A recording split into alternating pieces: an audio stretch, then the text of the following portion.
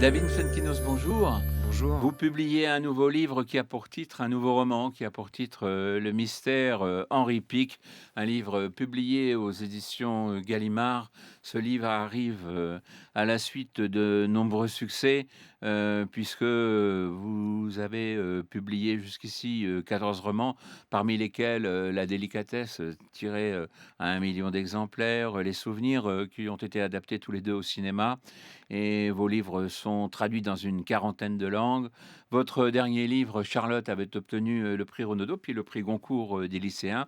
Vous êtes un auteur très aimé en France, très suivi aussi, ça a été un peu une explosion parce que vos premiers livres n'avaient pas rencontré un tel succès et d'un seul coup, vous avez été adulé par le public, et quels que soient les âges, pourrait-on dire. Oui, vous avez raison, c'est arrivé au huitième roman, avec La délicatesse, il y a eu un bouche-oreille comme ça qui s'est emparé quand l'édition, Folio est sortie. Absolument surprenant pour moi parce que le premier tirage était de 3 000 exemplaires, mais après, j'ai continué mon chemin en étant le plus libre possible. C'est vrai que Charlotte, mon précédent livre, était très, très différent. J'ai pensé qu'il serait, plus confidentiel par le sujet, Oui, c'était de la vie par d'une femme de peintre, Charlotte Salomon, Charlotte et c'est Salomon, vrai que oui. pour moi, ça a été un Vous très, aviez très beaucoup travaillé grand. d'ailleurs sur ce sujet, C'est un livre sur lequel j'ai travaillé pendant 10 ans, que j'ai abandonné de nombreuses fois, et c'est vrai que le succès a dépassé tous mes espoirs et surtout a permis, vraiment à beaucoup, beaucoup de lecteurs de découvrir qui était, Charlotte Salomon. Alors, Et ouais. vous arrivez aujourd'hui avec un livre qui va nous permettre, de découvrir un autre inconnu, Henri Pic. Oui, Alors, Henri Pic. voilà, mais bon, ce personnage imaginaire, sorti, tout droit, de vos rêves, Le mystère Henri Pic. Alors, c'est un livre qui débute d'abord, j'allais dire dans une, bibliothèque improbable, mais je sais par vous que ça n'est pas si imp que cette bibliothèque n'est pas si improbable que cela. Oui, c'est la bibliothèque des livres refusés et elle existe vraiment. Elle est le fruit de l'écrivain américain Richard Brotigan. Dans un de ses romans, il y a un bibliothécaire qui a envie de recueillir tous les manuscrits refusés, les orphelins de l'édition, ceux qui écrivent mais qui ne trouvent pas preneur. Et après sa mort, il y a un de ses fans qui a créé vraiment cette bibliothèque. Elle est actuellement, à Vancouver. On peut trouver des informations, sur cette bibliothèque, sur internet et moi C'est j'ai ima incroyable quand oui, même oui, comme projet, bah, quand j'ai découvert ça, j'ai éditorial. trouvé que c'était une idée vraiment magnifique et poétique et j'ai imaginé, la version française, la version bretonne puisque je l'ai située à Crozon, voilà dans le Finistère parce que je trouvais très beau que ceux qui renonçaient finalement à être, publiés ou à partager leurs manuscrits devaient déposer en main propre dans la bibliothèque, leur travail. Donc certains traversaient la France, allaient jusqu'au bout du Finistère pour déposer le fruit de leur travail dans cette, bibliothèque improbable et c'est là qu'une, 20 ans après, une jeune éditrice, parce que cette bibliothèque, elle est un peu oubliée maintenant, une jeune éditrice qui est bretonne, mais qui travaille chez Grasset à Paris, va découvrir un manuscrit qu'elle estime extraordinaire et Un donc un chef-d'œuvre. chef-d'œuvre, pour elle et donc elle va d'abord enquêter sur l'auteur, savoir qui était ce monsieur Pic, puisqu'il est signé, Henri Pic et elle va rencontrer sa veuve et elle va apprendre que cet homme est mort 2 Attendez, ans. attendez, attendez, cela dit, c'est Oui. pas si improbable que ça. Supposons qu'il y ait une bibliothèque, dans laquelle il y ait, des dizaines de milliers de manuscrits refusés. Est-ce que vous pensez qu'il est certain que tous les manuscrits seraient de mauvaise qualité? Ou, est-ce qu'on pourrait retrouver à l'intérieur d'une bibliothèque comme celle-là, imaginaire, hein, rappelons-le, qui n'existe pas encore aujourd'hui, Mmh. qui existera peut-être à la suite de votre livre, Mmh. mais, est-ce qu'on pourrait trouver un chef-d'œuvre, que personne ne connaît? Tout à fait, je fais d'ailleurs la liste de quelques-uns, des romans célèbres, à commencer par Marcel Proust qui ont été, refusés dans un premier temps. Donc il y a multitude de chefs-d'œuvre qui n'a pas trouvé preneur. À l'inverse, on doit aussi publier parfois de livres qui mériteraient d'être refusés sûrement. Donc oui, c'est tout à fait possible que, ce roman n'ait pas trouvé, à l'époque, le bon œil, le bon regard, la bonne attention. Cela dit, il y a au tout début du livre une interrogation, peut-être que monsieur Pic n'a jamais cherché à être publié. Alors revenons justement à l'histoire. Votre éditrice, au milieu de ces dizaines de milliers de manuscrits, va trouver un livre signé donc Henri Pic. Henri Pic, d'abord, qui est-il? Alors voilà, elle va justement, commencer son enquête. Elle va découvrir qu'il est mort, 2 ans auparavant, qu'il était, pizzaïolo, donc en Bretagne, et elle va rencontrer sa veuve et elle va interroger un peu comme ça son entourage et se rendre compte que cet homme-là, n'avait jamais lu un livre de sa vie. Apparemment, n'était pas du tout enclin à l'écriture Et et pas c'est du tout vrai même que pas d'ailleurs, du hein. tout et c'est vrai que c'est un mystère, total. Moi, ce livre-là était inspiré par cette bibliothèque des livres refusés, mais aussi par l'histoire de Viviane Meyer, qui était une photographe, baby-sitter, américaine qui a jamais cherché à montrer ses photos et après sa mort, on a découvert des milliers de clichés exceptionnels et maintenant c'est une des photographes les plus cotées au monde, aussi parce que son histoire est incroyable, parce qu'elle était nounou et qu'elle a jamais cherché à montrer, l'éclat de son génie. Alors, le livre, eh bien, cette éditrice, va s'en saisir. Elle va, le faire, publier et le livre va devenir un succès. Alors une chose tout d'abord, que raconte ce livre? Ce Parce livre, que c'est ça très important c'est ça. très important, oui, parce que c'est vrai qu'il y a 2 histoires en une.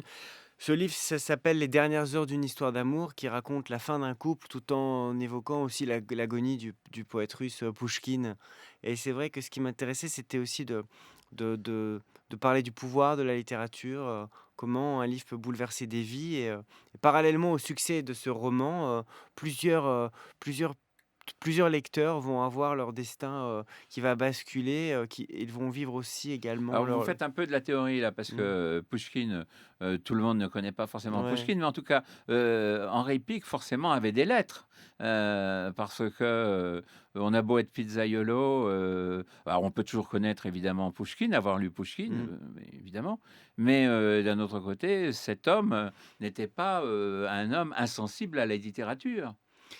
Oui et non, parce que justement, il va avoir un point de bascule, au bout d'un moment et c'est pour ça que ce roman, c'est mon 1er livre qui repose sur une enquête, sur un mystère et donc c'est mon premier polar littéraire, si j'ose dire.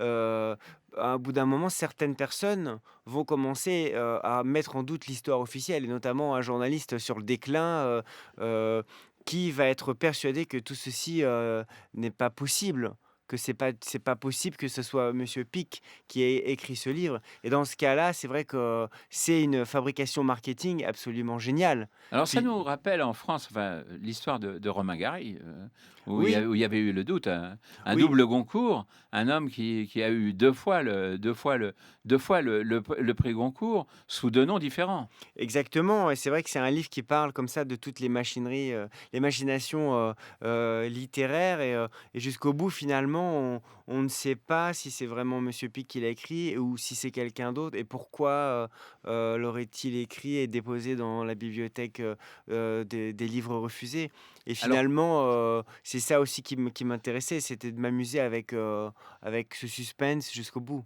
alors quoi qu'il en soit, le livre devient un très grand succès. Un très grand succès aussi parce qu'on est dans une époque, peut-être encore plus que les époques précédentes où on se focalise sur la forme et que au delà du livre, ce qui, excite vraiment les lecteurs, les médias, c'est cette histoire totalement improbable. On aurait voulu faire un succès, on ne s'y serait pas pris autrement et c'est ce qui va faire que certaines personnes doutent de la version officielle. Alors, le livre, est évidemment est publié, c'est un succès, je l'ai dit et au fur et à mesure, on va avancer dans la connaissance de Monsieur Pic.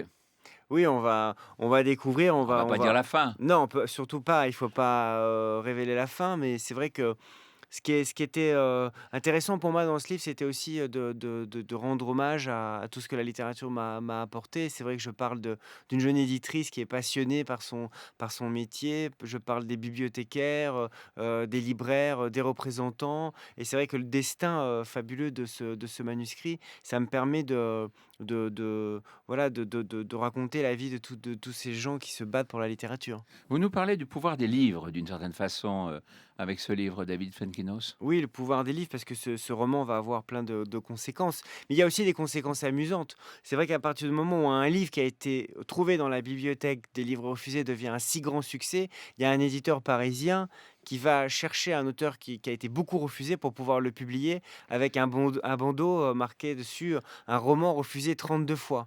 Le pauvre auteur ne va pas comprendre pourquoi après on refuse, son livre, suivant et Jacques Lang va décider d'inaugurer la journée des auteurs non publiés. Donc il y a toute une série comme ça un peu cocasse de répercussions au succès d'Henri Pic. Vous revenez à une veine un peu plus comique.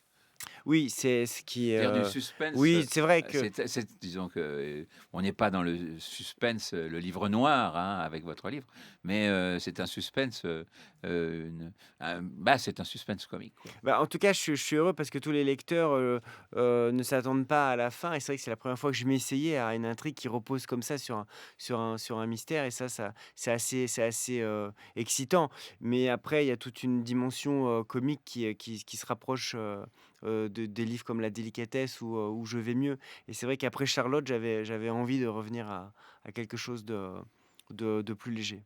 Ça a été un livre difficile à écrire? Heu, Ce livre-là, à vrai dire, il n'a pas été, si difficile, mais par contre, c'est le retour à l'écriture. Après Charlotte, pour la première fois de ma vie, je n'ai pas écrit pendant un an, alors que systématiquement, j'avais toujours, une nouvelle idée dès que je finissais un roman et pendant longtemps, j'ai cru, pas pendant toute cette année, j'ai cru que peut-être que je n'arriverais pas à écrire un nouveau livre et il y a peut-être aussi cette peur de, mmh, de quelque chose qui s'échappe, qui est à l'origine finalement du sujet. Quand on vous connaît bien, il y a aucune chance pour que vous ayez, un jour, vous n'ayez plus envie d'écrire, je crois que, Non, l'envie, ça c'est certain, heu mais c'est ce qui est absolument aussi, magique dans la vie littéraire, c'est que ça repose sur l'improbabilité la plus totale. C'est qu'on peut être capable de savoir faire quelque chose, d'écrire et puis de ne plus savoir le faire. Merci infiniment David Fuenkinos, pour ce livre qui, commence à rencontrer un grand succès, va rencontrer un grand succès tout au long des mois qui viennent et je suis sûr là, tout au long de l'été. Le mystère Henri Pic, donc publié aux éditions Gallimard. Alors je remets le bandeau, de toute façon on le voit là, à l'image maintenant. Très beau livre, plein de rebondissements et surtout plein de surprises et aussi, plein de drôleries. Merci infiniment. Merci à vous.